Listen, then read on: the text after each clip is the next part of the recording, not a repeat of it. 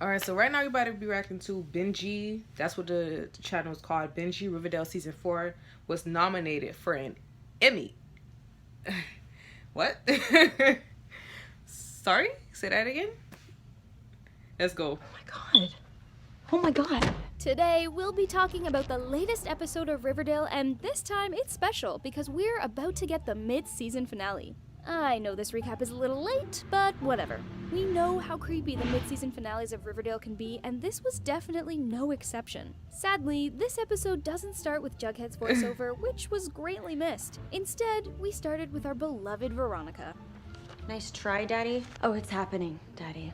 So brace yourself, Daddy. After the last episode's shocking discovery, You're diagnosing me with daddy issues. we saw that her dad was trying to destroy her future once again.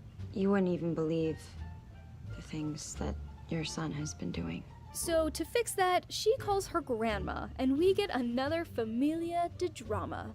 Sinvergüenza! You should be ashamed of yourself. Sorry, our grandfather. This episode finally gave us back Charles after his 2-episode-long absence, right after we found out that he's been dating Chick the entire time. Wait, what? Sadly, we get no explanation for the Chick storyline, so I guess we have to wait another 10 episodes for that to unfold.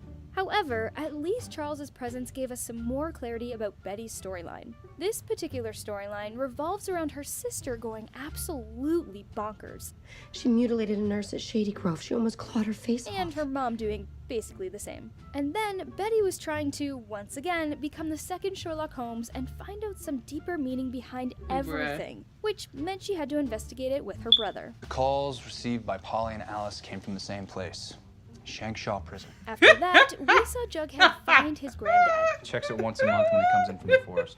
Wait, did you say forest? and Betty kept on reaching. Shank. Charles, Shaw something must have been prison. said on those calls that made Mom and Polly enter a trance-like state that turned them into deranged killers. We were also exposed to some old plot lines that came back to spice up the show, and also to show us that the writers have no originality left. Anyway, she eventually meets up with Evelyn, and it turns out it's her who has been giving those phone calls. When triggered, they become Betty. They try to kill Dark Betty, Evil Betty, Other Betty. Afterwards, Jughead actually meets his granddad. Now you are trespassing on private property. If you're Forsyth Jones the First, then I'm your grandson. And we get another clip of Cheryl wilding with her American Gothic. I was born in poison, and I shall die in poison. At this point, she wants to kill not only her dead brother, her non-existent doll brother, but also herself. And then, this happens. Mumsy.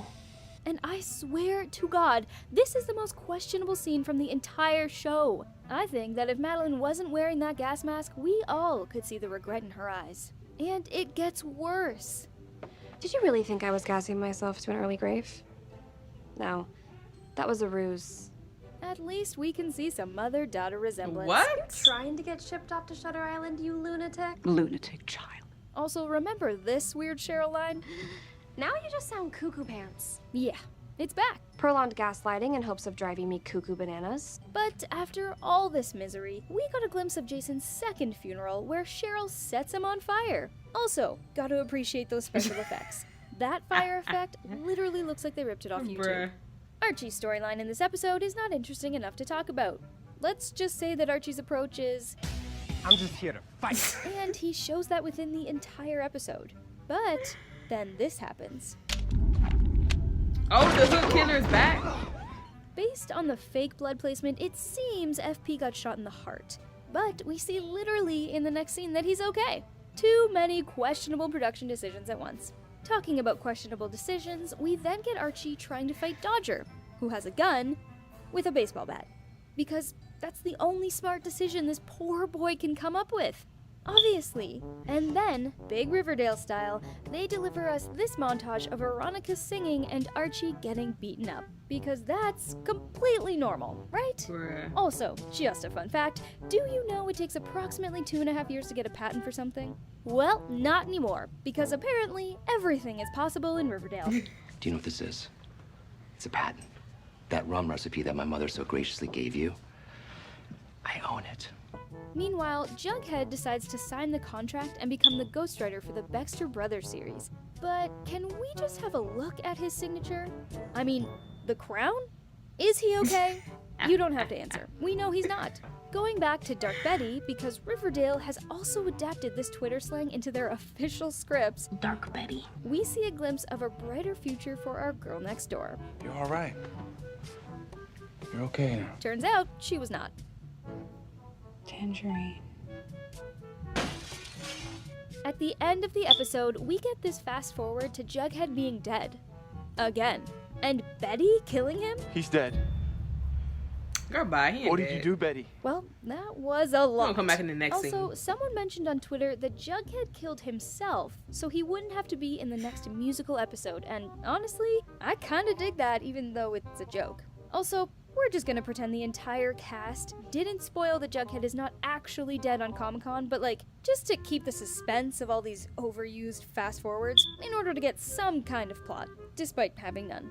And now, ladies and gents, we have to wait till January 22nd for the next episode. And based on the promo, we're gonna get all we love about Riverdale. That being said, weird bunnies, Veronica in a blonde wig, and Archie wanting to fight someone. What can I say? Classic after classic.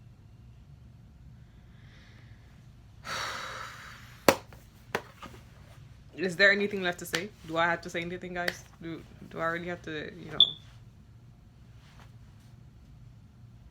I kind of like, I was like shocked when I saw that title. They get nominated for an Emmy. I'm like, I gotta watch this. It was just like a regular.